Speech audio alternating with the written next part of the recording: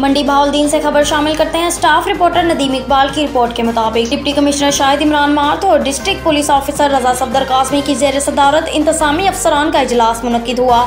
इजलास में इंसदाद समूह की कार्रवाइयों, मार्केट में खाद की फ्राहमी, शहर की सफाई सुथराई, सड़कों की जरूरी मरम्मत और मेडन्स की सफाई सुथराई समेत सरकारी दफातर में पब्लिक सर्विस डिलीवरी का जायजा लिया गया। इस मौका पर डिप्टी कमिश्नर का कहना था कि सरकारी दफातर, अस्पताल, पार्क्स और दीगर सरकारी इमारतों की बहाली, मरम्मत, तज़यीन और आइश और सफाई सुथराई को यकीनी बनाया जाए। तमाम ज़िले महकमों के अफसरान अपने दफातर की तज़यीन और आइश और सफाई सुथराई के लिए तमाम वसाइल बरोए कार लाएं और पब्लिक सर्विस डिलीवरी को मज़ीद बेहतर बनाएं। जिला में जारी अवामी फलाह बहबूद के मनसूबों को जल्द अज जल्द मुकम्मल किया जाए और शहरियों को बेहतरीन सहूलियात फराहम की जाएँ।